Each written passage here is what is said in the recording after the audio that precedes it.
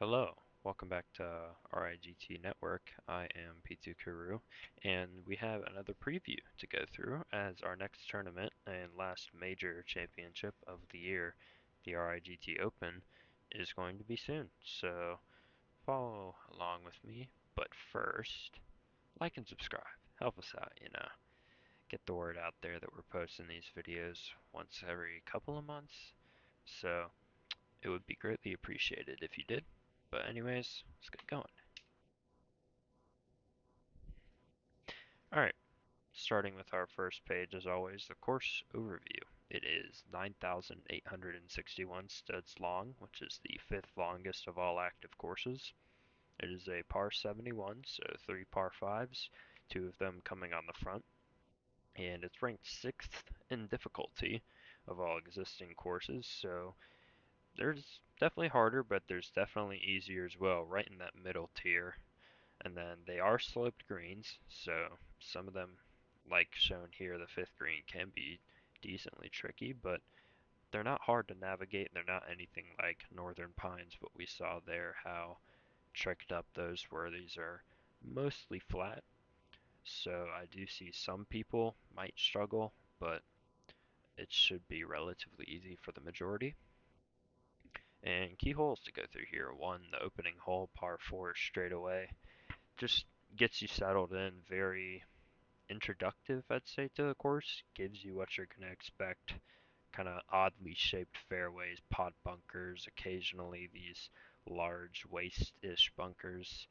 And then as we go through, we get to hole 5, which is the green is pictured here, a short par 4 that leaves you almost a putter into the green, and it is very underrated because people can make some pretty big numbers by going long in this green and into the river because that green can't really see it, but it does pitch straight into the river if you go long in this green. So have to be really careful around this complex because it slopes front to back, so it will feed the ball back there. So getting to pin locations here is not going to be easy. Next hole, and the second to last one on the front nine, hole 8. A dogleg left par 5, a short one at that, almost reachable in 2. You're going to have a sand wedge or so in. Very scoreable. You can see tons of eagles on that hole this week, tons of birdies, and I feel like people who make eagle here are really going to be gaining at least, maybe not even a shot, because this hole is going to play under par because it's got a huge green complex, some funnel pins. I mean, easiest hole on the course to my knowledge, and people who score on it are going to do well. I think 8 is a good hole to watch because if you score well, then you're going to be in there. I mean, if you're making par, you're losing a shot almost. So people are really going to have to take advantage of holes like 8. And then we go to hole 9, infamously known for its double fairway split by a mound of hay in the middle.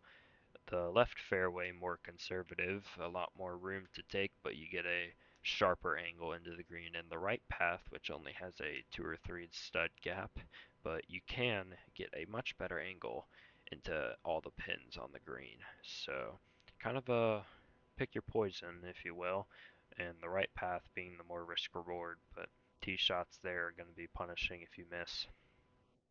On to the back nine, and I just realized a lot of these holes I listed here, 5 of them are consecutive 8, 9, 10, 11, 12, because that is such an important stretch and enjoyable stretch of the course.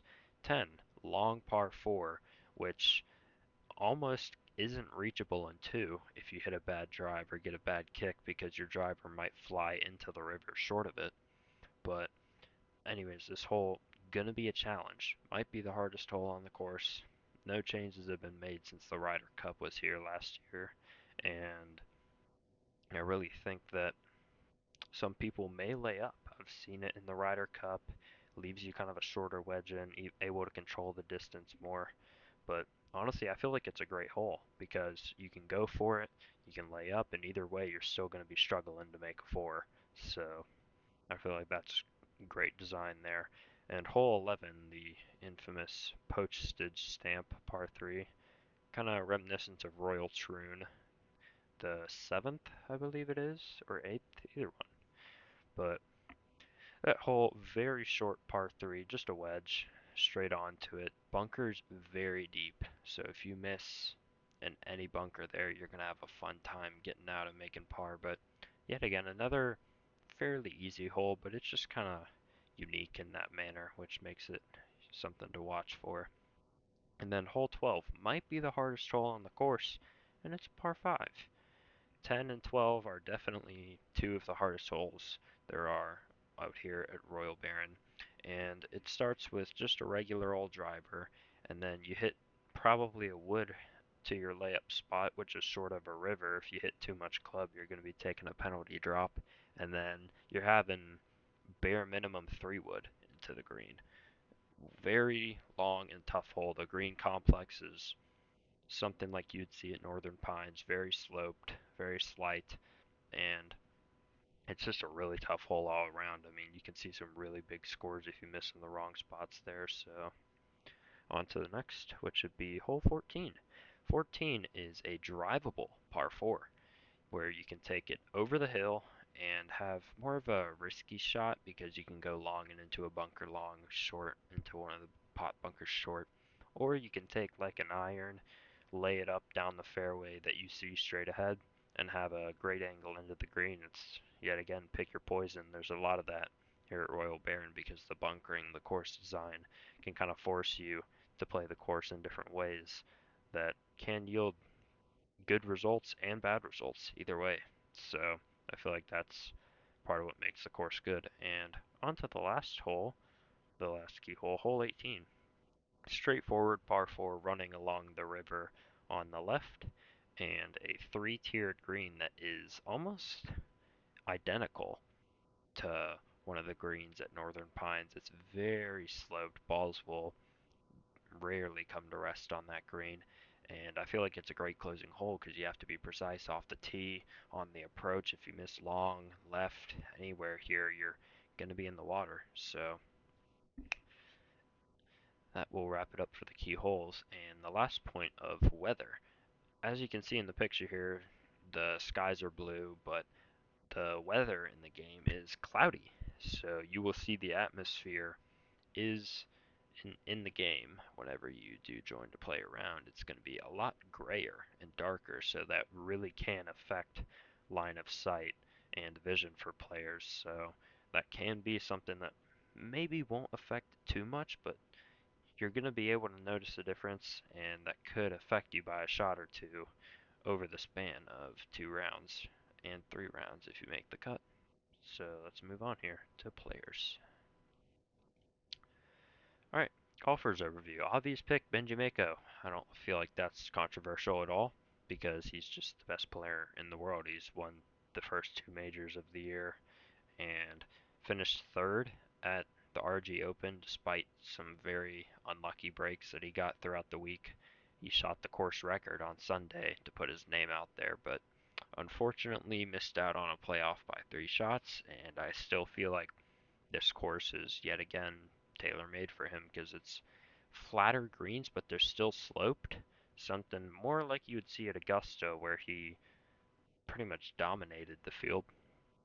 So I feel like Benji Mako is still the consensus #1 player and pick for this tournament. And on to our underdog picks. My first underdog pick here is going to be Kibley because he has shown a lot of I feel like mental fortitude. Like I don't see him talking a lot, complaining or anything. I feel like that's going to be what you're going to need this week for reasons. So, and also he has a decent track record on sloped greens, and he finished 5th at the RG Open a couple weeks ago. So he's coming off a great finish, and I really feel like he's has a good stature and a good play style to win this tournament. My second underdog pick here is going to be Fearless. Finished 4th at the RG Open, which was his best result in a major by a long time, and his, I'd say, second best result in a tournament because he won the Collegiate Invitational with Texas last season. But other than that, he hasn't played in he didn't play in the Masters for reasons I don't know, and his first his first round at the PGA Championship was on mobile, I believe, because he wasn't able to play on computer.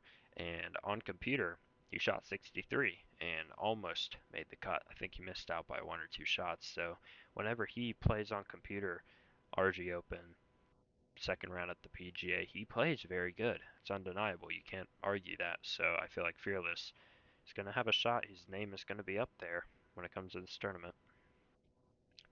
And finally, the players to watch. Just going to give a brief overview. BH Start 1-7. As we all know, he was the leader of the RG Open after 2 rounds.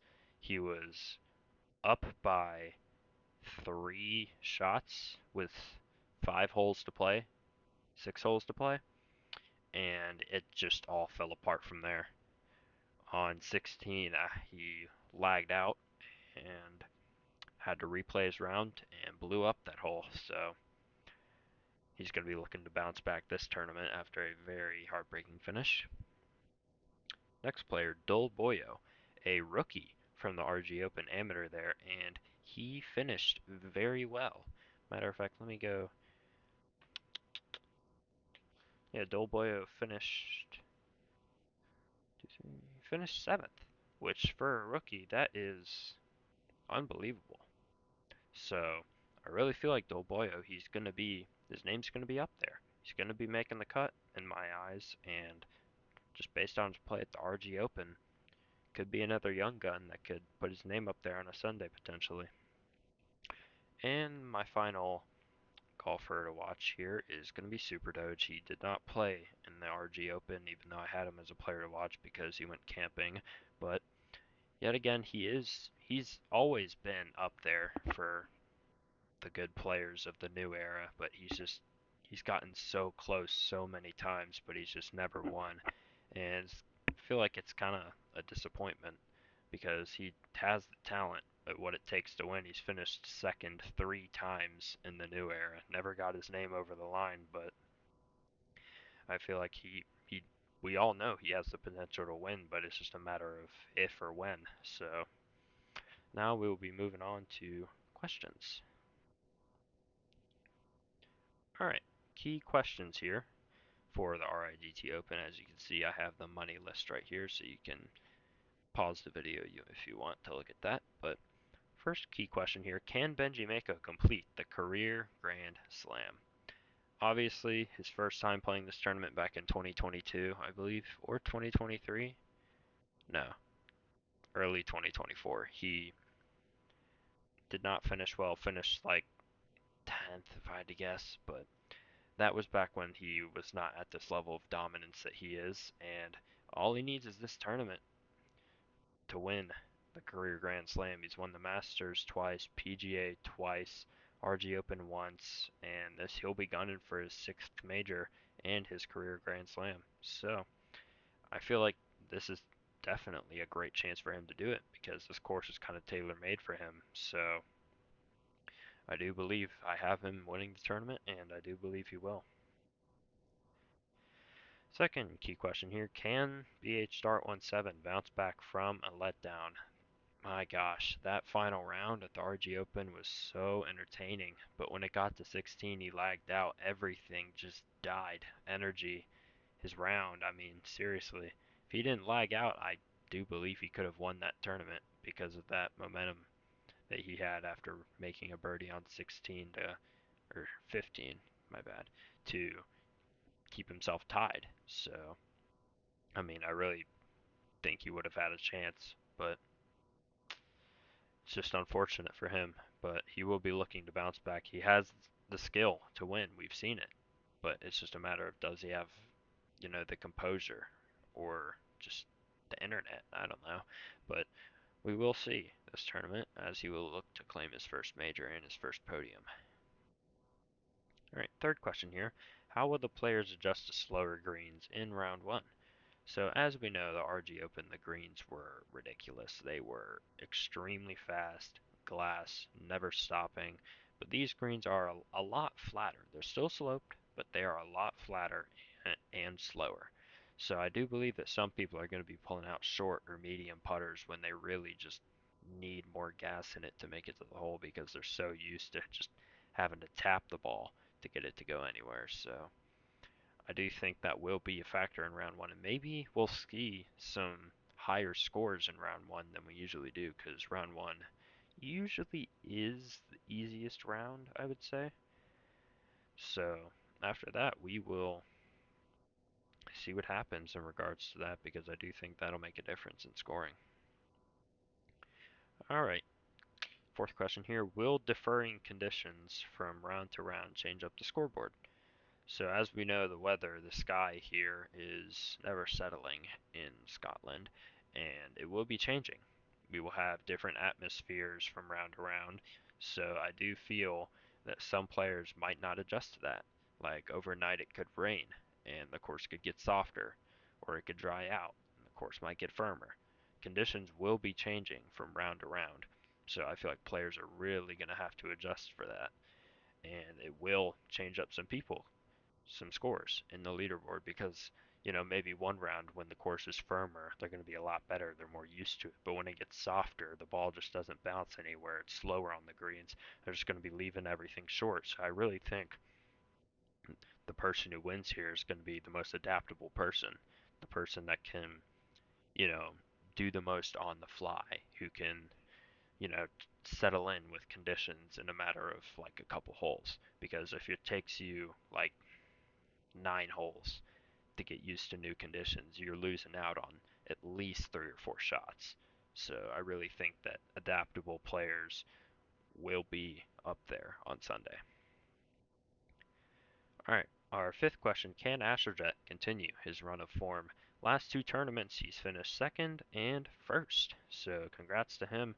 His first career major comes at the hardest major of the year. So that's a great result for him. He will be looking to spoil the party for Benji Mako and his career Grand Slam, and he is, I feel like, one of the more promising players that RIGT has because of his activity, his strive to be better. He is a bit of a chatterbox, which people critique him for, and a squeaker, but nonetheless, he's one of the best golfers on the planet currently in the world rankings, number two. So I feel like that's I feel like that's fair. He is the second best player in the world right now in my eyes, as his finished fifth, second, and first. I mean, it's not like he hasn't gotten over the hump. He's won a pretty big event, the RIGT Championship last year, and now he's won a major. So a two-time winner. He has what it takes, but this tournament, can he continue it? Because I feel like he's kind of more of a one-trick pony. He had the reputation of a flat green merchant before this, but then now that's settled. But I don't feel like he's the most adaptable player. So I'm eager to see how he plays because obviously he won last tournament, but his adaptability is really going to have to come in clutch here. He's going to have to adjust to the changing conditions here at Royal Baron. All right. The last question, and it involves the little graphic here in the top right. Will the top 15 making the pro circuit fuel mid-cut players? So I have changed it from 14 to 15, so KJ1D, you are welcome. Right now, you are making the pro circuit next year. So let me just background context if any of you haven't been keeping up on announcements. There are going to be 2 different circuits or tours next year. There's going to be the RIGT, which is the majors, and then there's the RIGAT, the amateur tour. The amateur tour players will not be paid because amateurs don't get paid. And their results in their tournaments will get them spots into the RIGT. So if they win 2 events in the RIGAT, they're automatically going to the RIGT. Like they don't need to stay in there. I might change it to 1, honestly. I'll let y'all know because I don't want people staying in there for too long and dominating. So say they win 1 event, they're going up to the RIGT because they've proven they're the best among amateurs. So they're going to go compete with the big dogs. So this top 15 spots are going to determine who gets paid. So I feel like the people who want, to compete with the best, to be the best, are going to be fueled this tournament by, just wanting to be on the pro circuit. So I feel like a lot of the guys in the lower spots, I mean, heck, even guys who haven't made a cut this year, they're going to be looking to get in there. But you still can earn spots from the amateur tour, which I feel like some people might settle with that, but they're still going to have to play really well on the amateur tour because there's going to be competition. People are going to want to get paid down there. People are going to want to make majors down there, and they're going to want to win. So I feel like the top 15 making the pro circuit here, it's going to come into play for some people. I mean, we got, players like YOLO. YOLO's not making the pro circuit right now. I mean, that is a shocker. Emu as well. He just hasn't been active, but you got some really good players here that aren't making the pro circuit that if they play, they definitely could. They're guys who can make cuts and can finish well, but I really feel like players here like KJ1D, Dolboyo, maybe Fearless, even though he might compete, LT, JNA, those guys are going to want to play well because they're not going to want to have to go through the hassle of playing in an amateur tour event just to secure a spot in the major. Alright, so that is going to wrap it all up. I hope you guys found this insightful, helpful, and I'm looking forward to this tournament a lot because it has a lot on the line. You've got a career Grand Slam in place, maybe a back-to-back major champion. You've got the pro circuit cut. I mean, there's a lot at line here, so and it's shaping up to be our biggest tournament of all time in the new era. We've got north of 36, 35 signups, so that's shaping up to be a cut of around 17 players. So we will see if they all compete, given that is, but I'm excited for it, and I hope you guys are too. So with that all being said, I will see you guys later. Peace.